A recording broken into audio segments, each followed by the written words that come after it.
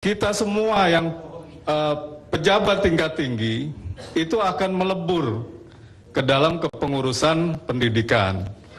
Kemudian pejabat-pejabat di tingkat provinsi itu diberikan otonomi.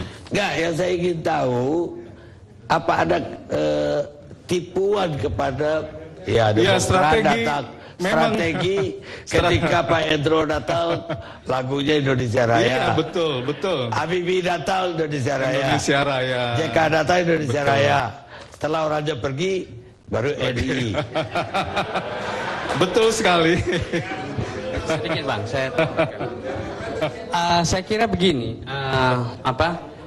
kecurigaan kita tidak perlu terlalu jauh terhadap Al Zaitun itu Bang. Dalam pengertian, intelijen kita sangat canggih, kepolisian kita juga sangat canggih, tidak akan mungkin membiarkan sedikit pun ada gerakan yang mengarah kepada membubarkan NKRI.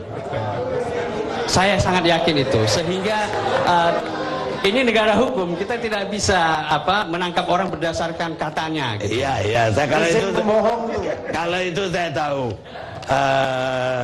Bu Ramadan, makanya sampai sekarang juga tidak ada tindakan. Tapi kita juga mengundang Panji Gumilang, tapi beliau tidak berkenan untuk hadir dan hanya bersedia diwawancarai wartawan saya di sana. Saya sekarang ke Pak Endro Priyono. Banyak yang harus Bapak jawab. Dari tadi, termasuk dari Umar Abduh, kemudian juga dari beberapa pembicara tadi.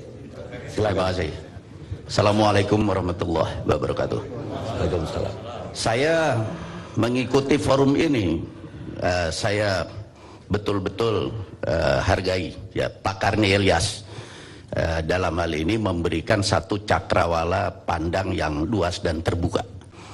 Saya senang sekali untuk bisa menjelaskan hal-hal sebagai berikut yang menyangkut intelijen, karena saya pernah jadi kepala intelijen. Intelijen ini adalah satu badan yang kepalanya bisa ganti-ganti. Subjek yang melaksanakan operasi atau kegiatan intelijen itu ganti-ganti, tergantung siapa yang menjadi presiden, itu yang milih. Dan metodenya karena orangnya lain-lain juga lain-lain. Jadi kalau ada metode yang dulu dipakai, kalau memang ada rekayasa, penggantinya belum tentu suka dengan metode rekayasa. Kalau ada yang senengannya main tangkep, culik, penggantinya belum tentu suka cara itu. Saya sendiri lebih suka melakukan penggalangan.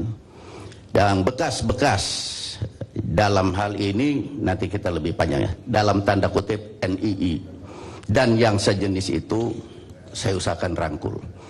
Salah satunya adalah temannya Pak Umar Abduh, yaitu almarhum Yani Wahid, dan itu sampai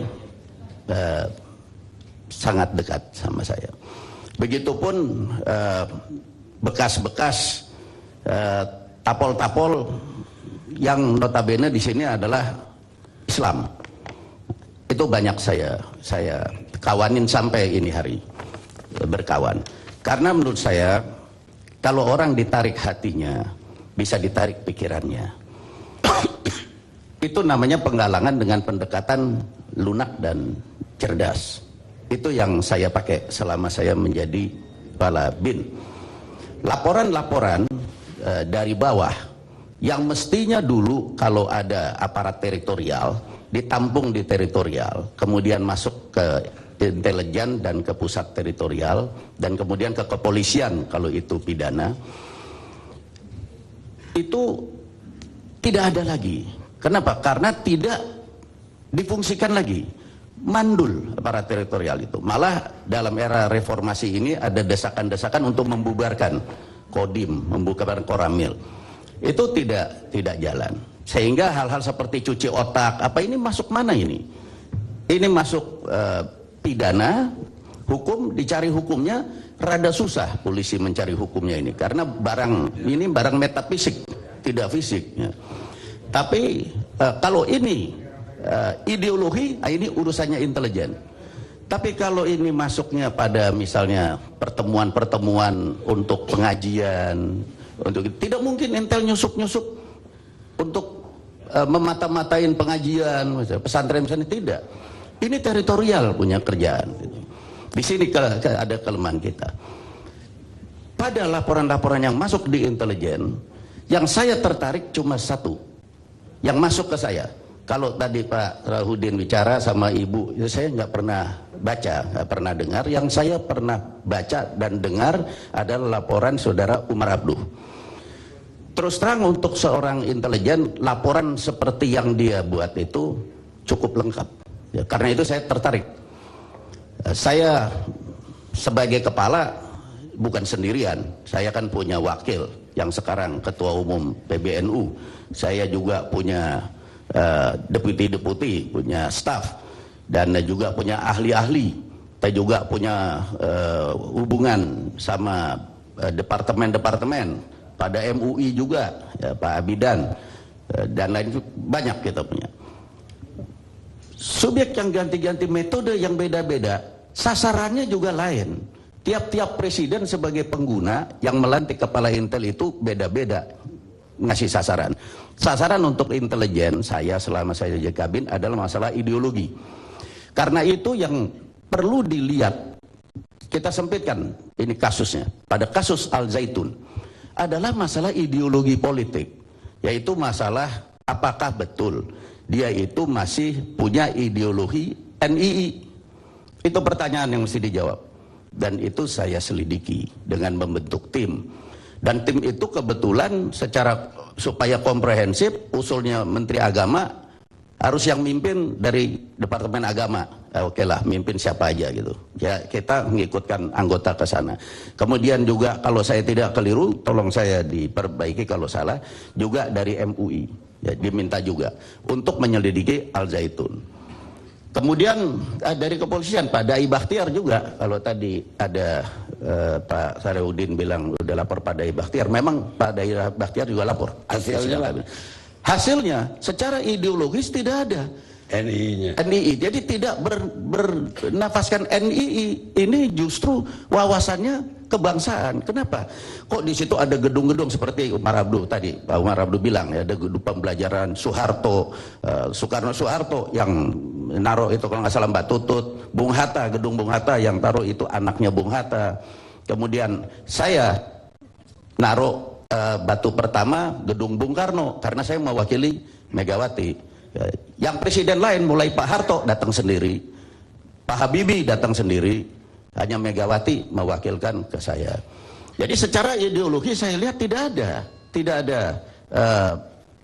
ada penyimpangan. Malahan kata Pak Menterinya tadi itu bahwa memang ada kamuflase. Jadi kalau ada yang datang dari pemerintah resmi, mereka pura-pura oh iya, Indonesia Raya, itu jelas. Tapi kita kan menyelidiki juga dari sisi ideologi, ya, dari sisi ideologi politik di antara santri-santri tidak ada apa-apa ya. Mereka tetap ngerti Pancasila, ngerti, semua ngerti. Jadi buat saya, petugas saya selesai itu. Nah, si Panji Gumilang ini tuduhan kepada Al Zaitun itu adalah NII. Makanya saya bela mati-matian NII. Kalau tuduhannya dia itu sebagai penipuan itu urusannya ini polisi, bukan saya. Ya, jadi tolong jangan orang lihat intelijen selalu tukang rekayasa gitu. Ya, saya rasanya berteman banyak dan saya tertarik sama dia ini, Umar Abduh. Karena itu saya minta mana laporannya Umar Abduh. Nah, itu ada di staf saya. Kesimpulannya dia, kalau saya baca semua saya bisa nggak kerja. Ya, karena banyak sekali laporan itu ya. Tapi kan lewat orang-orang. Yang saya lihat laporan dia paling bagus. Saya mau baca. Tidak sampai ke tempat saya karena memang sudah dianalisa karena sekian banyak laporan dirangkum. Akhirnya kesimpulannya tunggu dulu, masih panjang. Ya. Yani Wahid bawa ke saya. almarhum Yani Wahid. Ini laporan Umar Abduh, saya baca. Itulah makanya saya bilang laporan paling lengkap. Ini laporan namanya intelijen, bukan laporan kacangan gitu. Ini cukup. Jadi sedangkan laporan-laporan lain kan dibikin oleh staf untuk jadi intelijen dong baru masuk. Saya mau sampaikan ke presiden, masa laporan surat kaleng saya laporin kan tidak gitu loh. Ya, ini laporan-laporan ini sudah diolah menjadi intelijen. Kalau bikinan Umar Abduh bisa langsung saya bikin laporan. Nah, waktu itu presiden di dalam sidang kabinet kita ngomong, coba Al Zaitun itu bagaimana? Mulai dari Bahtiar, saya, Panglima TNI, Menteri Agama, Menteri Dalam Negeri juga laporan. Nggak ada tanda-tanda indikasi ada penyimpangan ideologis, gitu. Tidak ada. Jadi bagaimana Megawati? Ini saya diundang nih. Jadi gimana? Ya udah diwakilkan aja. Saya wakilkan kepala intel aja, saya yang ditunjuk. Nah itu ceritanya. Makanya saya menggebu-gebu bilang iblis lah yang menuduh itu NII. Ternyata dengan NII gadungan. Sekarang kita lebih jelas kan itu. Kalau itu memang gadungan. Ya, tapi sepanjang pengetahuan saya waktu itu tidak ada penyimpangan ideologis di situ. Pak Hendro berapa kali ke situ? Dua kali. Satu kali waktu letakan batu pertama itu, kedua kali dia ngawinin anak. Nah, saya diundang untuk hadir di perkawinan. Jadi saya kira banyak sekali tokoh-tokoh yang datang juga. Masalahnya tokoh-tokoh itu belum tentu pendukung. Yang jelas tidak mendukung ideologi kalau dia NII.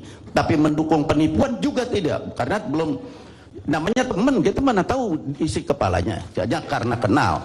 Ya, oleh karena itu saya terima kasih sekali lagi ada forum seperti ini. Dan saya minta maaf nyebut almarhum tadi Yani Wahid ya. Dan orang-orang bagaimanapun Pak yang pikirannya beda sama kita, kalau hatinya itu bisa kita ketuk, terbawa. Dan Yani Wahid itu pendiri Partai Demokrat gitu loh. Akhirnya dekat juga sama SBY. Saya anggap manusia itu sama saja ya. Kalau toh salah atau benar yang menentukan nanti Tuhan. Karena itu kita pendekatan kita jangan semau-maunya dan sewenang-wenangnya gitu.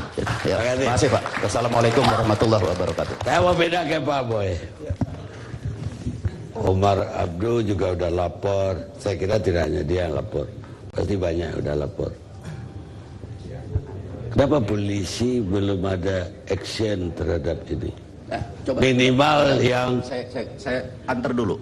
Karena ada kata-katanya Dai Bahtiar dan saya. Ini kan belum apa-apa dulu ini. Sekarang aja udah ini kok udah jadi orang besar Bang. Dulu kita simpulkan ini, jawaban ke presiden. Bu, daripada kita berteman sama bekas ustadz lebih bagus sama bekas bajingan.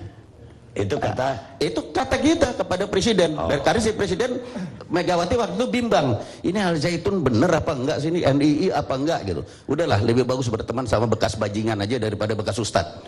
Akhirnya itulah yang menjawabkan. Baik. Terus selanjutnya kepada Dai. Dan Dai Bahtiar bagaimana ceritanya, silakan. Ya. Terima kasih. Assalamualaikum warahmatullahi wabarakatuh.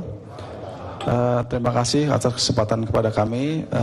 Mudah-mudahan malam ini adalah media pencerahan kita tentang fenomena NII yang terjadi di negara kita, dan tentu kita tidak berharap ini merupakan media peradilan terhadap kelompok atau orang-orang tertentu. Itu harapan kita.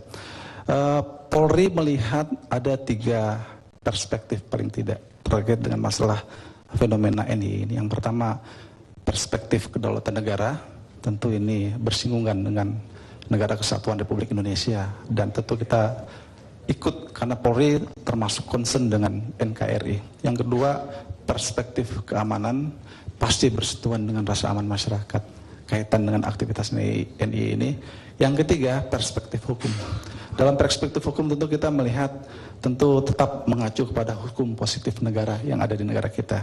Untuk menyikapi fenomena ini, Polri melakukan pendekatan dengan tugas pokok kami. Jadi tugas pokok Polri sebagaimana yang diatur dalam Undang-Undang Nomor 2 Tahun 2002, khususnya pasal 13, menjaga dan memelihara Kamtibmas, menegakkan hukum, memberikan pelindungan, pengayoman, pelayanan kepada masyarakat.